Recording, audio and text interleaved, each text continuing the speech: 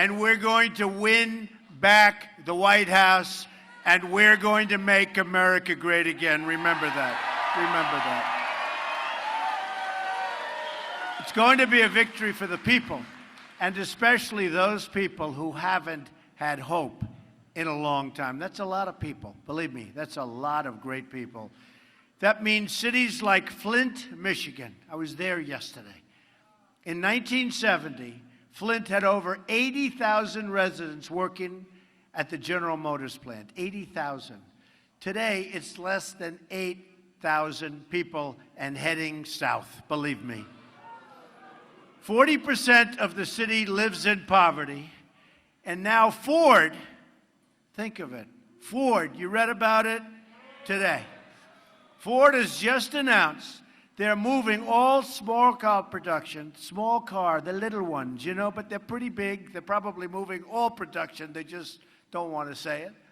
Eventually, I was right. I was right. I've been saying this was going to happen for years, to Michigan, to Ohio, to every place that makes cars. And it's getting worse and worse. Well, they're moving to Mexico on top of all the other car production that they've moved there and that other companies have moved there. We are creating the car capital of the world in Mexico, believe me, folks. And I'm going to make sure that ends if I'm elected. It's going to end. So I went to Flint yesterday to address the water crisis. It's a failure at every single level of government. It's tragic and it's heartbreaking and should never happen in the United States of America, ever. It used to be cars were made in Flint and you couldn't drink the water in Mexico. Now, the cars are made in Mexico and you can't drink the water in Flint. That's what's happening to our country. See, that's what's happening to our country. This is what happens when we build up other countries instead of our own. We lose control. It's time to take care of our people and our workers. I'm campaigning in every community, and if you think this is easy, it's not. I've been all over the place. Wall Street, you know, if you would have looked today, all over, including Waldorf Astoria today. We made a big speech on the economy, etc. And I go from there to another place, to here, and I love doing it because what we're doing is a movement.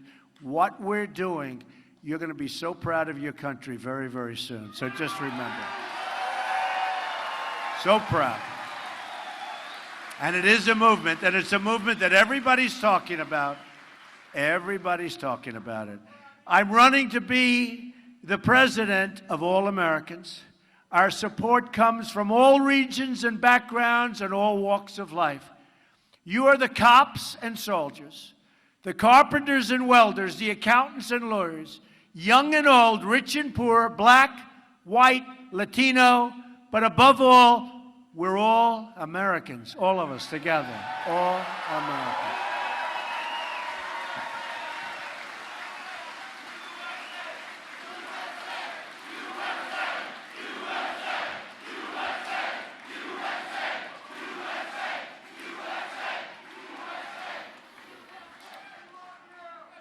While Hillary Clinton slanders you as deplorable and irredeemable, that means you can't ever get better. She doesn't understand you. I call you hardworking American patriots who love your family and love your country. Her comments displayed the same sense of arrogance and entitlement that led her to violate federal laws, Secretary of State, hide and delete her emails, destroy her phones with a hammer, put classified information in the reach of our enemies, lie to Congress, and sell government favors and access through the Clinton Foundation. It's the same attitude of arrogance and entitlement that explains why she has never taken accountability for the disasters she created all over the world, in Libya, Syria, Iraq, Iran, all over. It's the same reason why she won't take responsibility for her central role in unleashing ISIS. It's what happened. Bad decisions. She has bad judgment. Bernie Sanders told us that. Obviously, Bernie, you know, a rigged system with the superdelegates, and Bernie's right now home watching us together. But in all fairness, Bernie Sanders said she suffers from bad judgment. He's right.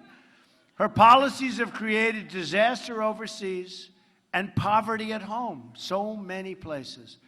I'm running to reverse these failures and to create a new American future, and it will be.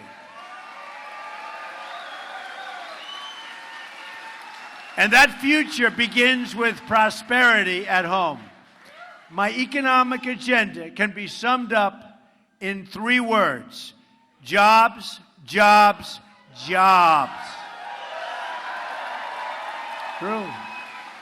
Our jobs have been taken away from us. They've gone to Mexico and they've gone all over the world, but they've been taken away by incompetent politicians that don't know what's happening, or politicians that do know what's happening, but they're being bossed by special interests, their donors. You know what's happening. My economic plan rejects the cynicism that says our labor force will keep shrinking, that our jobs will keep leaving, and that our economy can never grow as it did once before, and there's no reason why it shouldn't be able to grow even better.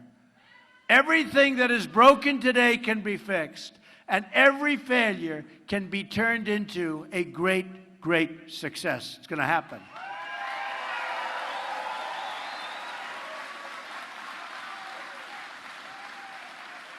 And by the way, I just see off stage a very special person.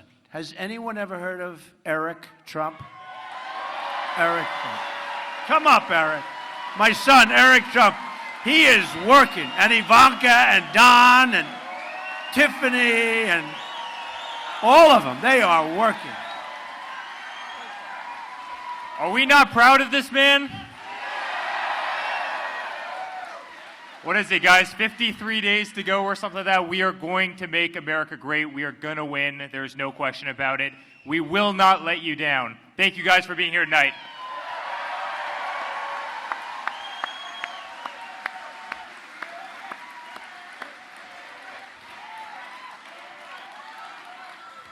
Thank you, Eric. He has been working hard.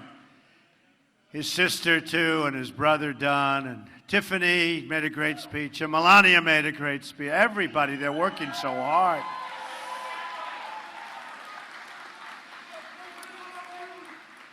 And boy, the press likes to hit them, right? Boy, the press likes to hit them. And they're such good kids, but they can take it. Eric, can you take it? I think so, right? They're good kids. It's time to stop fighting over the smallest words and start dreaming about the great things we can achieve together as a country. Jobs can stop leaving our country and start pouring in. We're going to take them in. No longer a one-way highway into oblivion. Failing schools can become flourishing schools. Crumbling roads and bridges can become gleaming new infrastructure. Inner cities can experience a flood of new jobs and investment, and rising crime can give way to safe and prosperous communities. All of these things and so much more are possible. We have such potential in this country. But to accomplish them, we must replace the present policy of globalism, which has moved so many jobs and so much wealth out of our country, and replace it with a new policy of Americanism. It's what it is, Americanism. I am not running to be the president of the world. I'm running to be the president of the United States of America.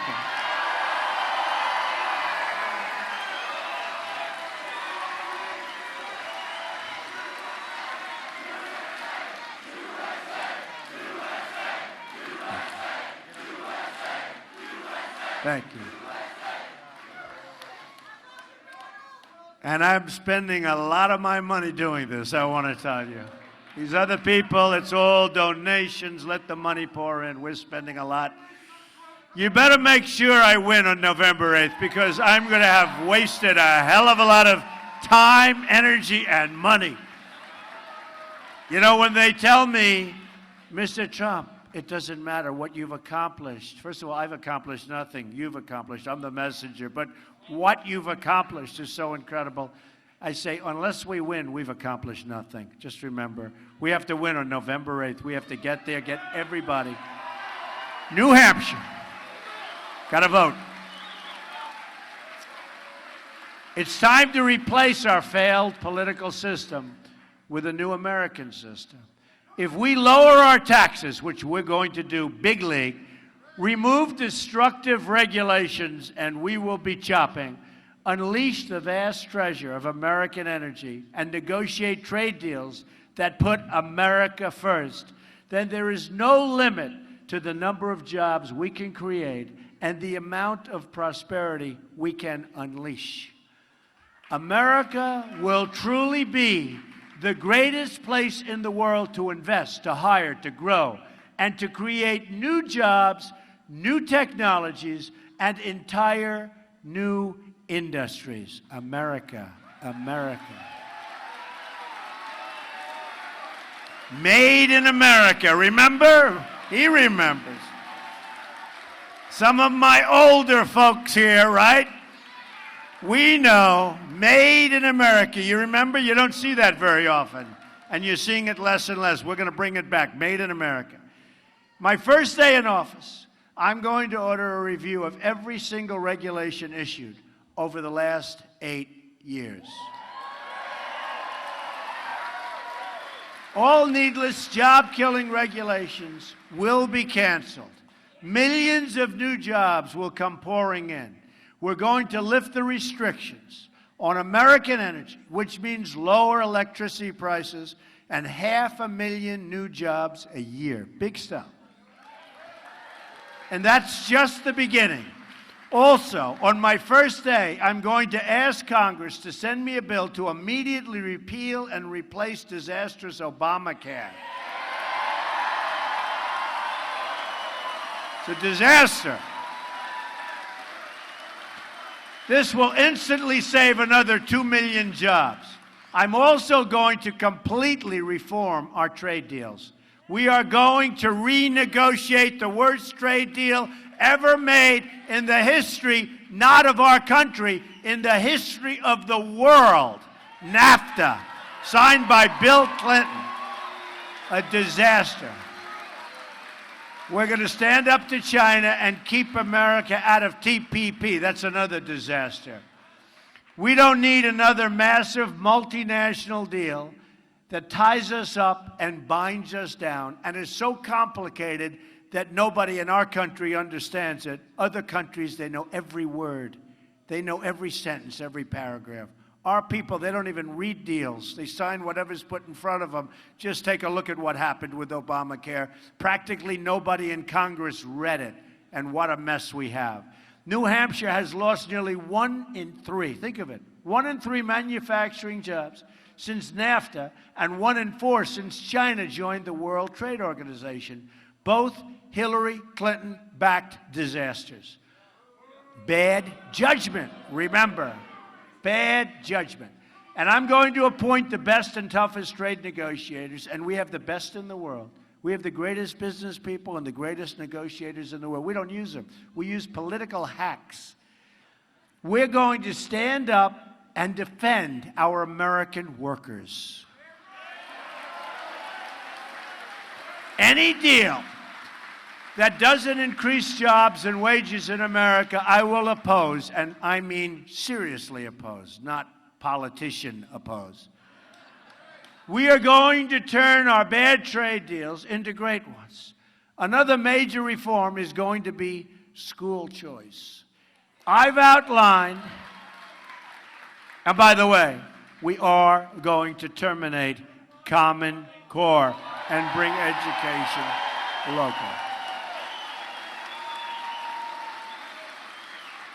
I've outlined a plan to provide every disadvantaged child in America the freedom to choose the private, public, magnet, or religious school of his or her choice. This will help lift millions of poor African American and Hispanic children out of poverty. The poverty in our country is unbelievable. It's time to break up the failed Democratic control over our inner cities and provide real hope and opportunity to every single community in this nation. Our policies on taxes, trade, regulations, and educations will grow. Incomes will boost and go right through the roof. We have to increase people's incomes. Do you know that many people in this room made more money 18 years ago in real wages, think of it, than they do now? They're working harder now, they're older, and many people, because of Obamacare and for other reasons, are holding two jobs. So you're getting older, you're working harder, and you're making less. I don't think that sounds great.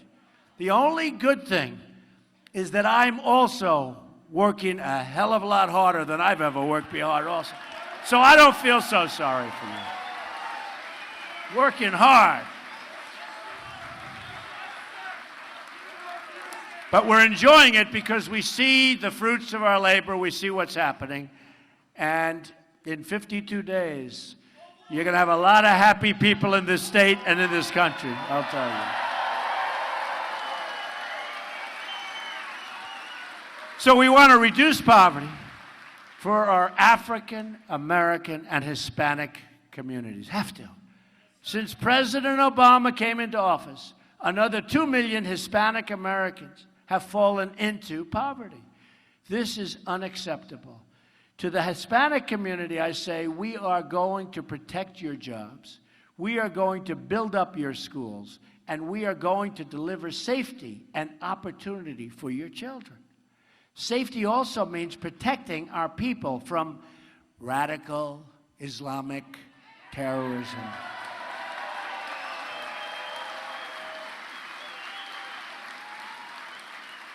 My opponent wants a 550% increase in Syrian refugees.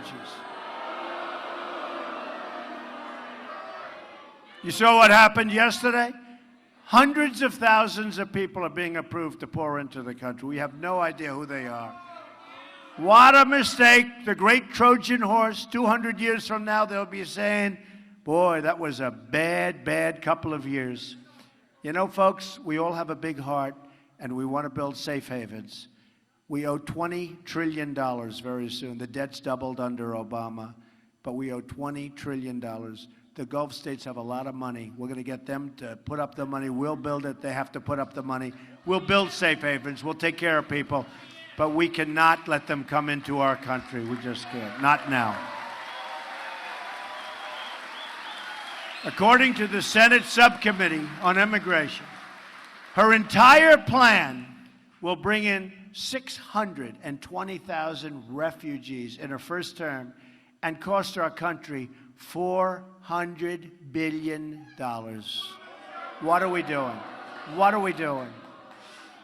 Instead of providing free health care and jobs to refugees from around the world, we should rebuild our inner cities and help struggling Americans, and we should work with Hispanics, we should work with African American citizens and help our inner cities. And we should take care of our great veterans who are not being treated properly.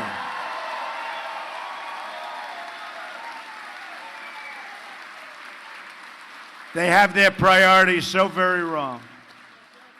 I support the construction of safe zones in the region, and we will get the Gulf states. We're going to get them to pay for it. The Gulf states wouldn't be there very long if it wasn't for us. At the same time, that's right, Keep the oil. Remember my statement? Shouldn't go in, but if you go in, when you go out, keep the oil. Nah, we wouldn't do a thing like that. It's not politically correct, right?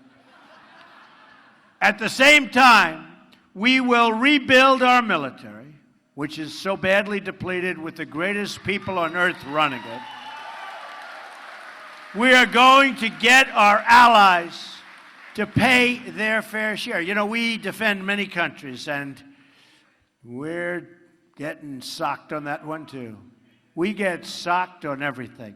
Only 5 of the 28 member NATO countries, you remember I've been talking about this. They say, I don't like NATO. I like NATO. But we have 5 out of the 28 countries that are paying their obligation to spend 2% of GDP on defense. So don't you think they're supposed to be paying, maybe?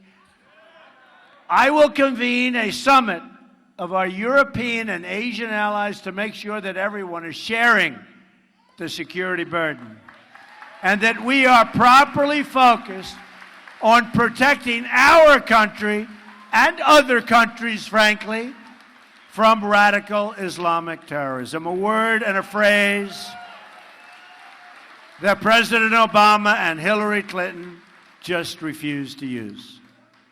And unless you're going to use it, and unless you're going to say it, you're never, ever going to be able to do anything about it. Just remember that.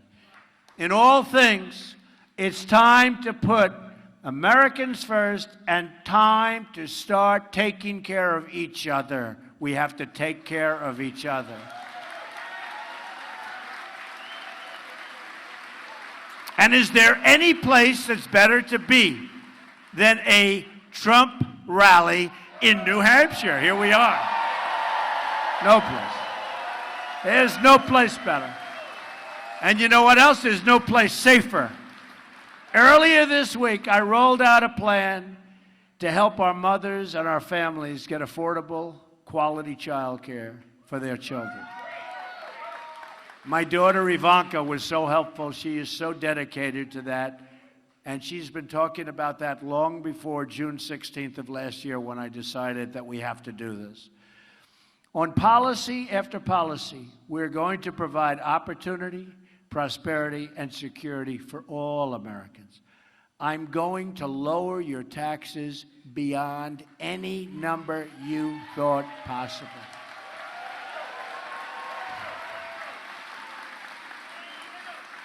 And by the way, Hillary Clinton is going to raise your taxes very, very substantially. She is. Very, very substantially. I'm going to get rid of massive amounts of unnecessary regulations on business and in your life. It's killing your businesses. I'm going to repeal and replace Obamacare. I'm going to appoint justices of the Supreme Court who will follow the Constitution.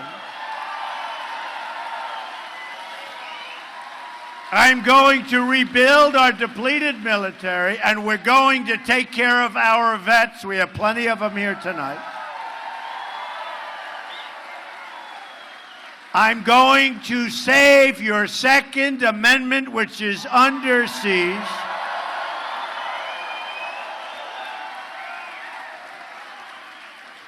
And the NRA gave us the earliest endorsement they've ever given. So I want to thank the NRA. These are great people. These are great people.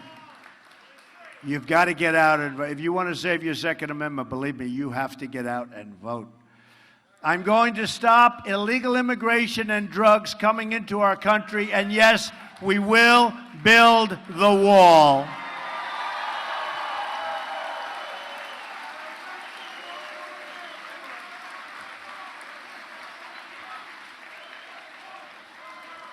That's right.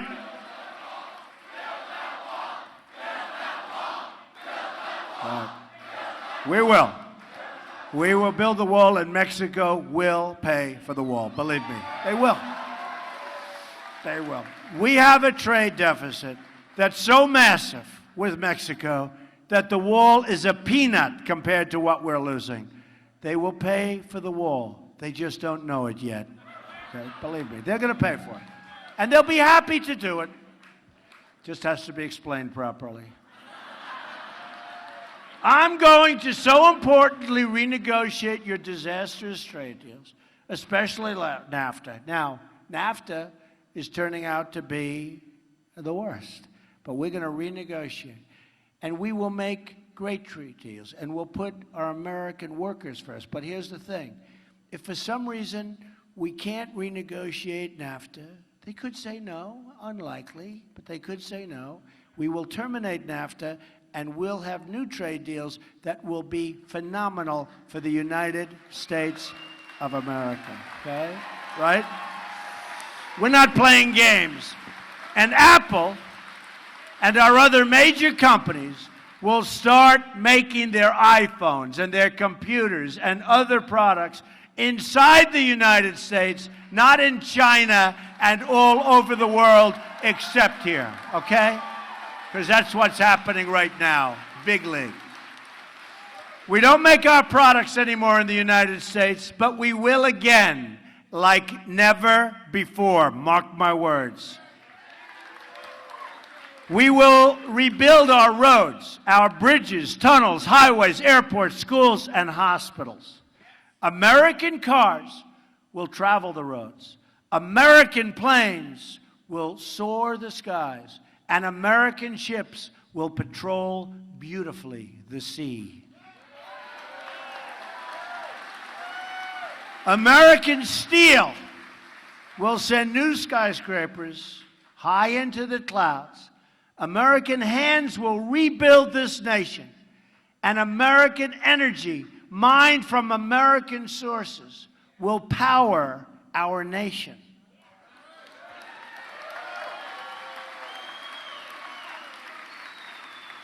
And believe me when I say this, American workers, right? American workers will be hired to do the job. American workers. We will put new American steel into the spine of this country. I will fight for every neglected part of this nation, and I will fight to bring us together as one American people. Imagine, just imagine what our country could accomplish if we started working together as one people under one God, saluting one flag, right? Saluting one flag, right?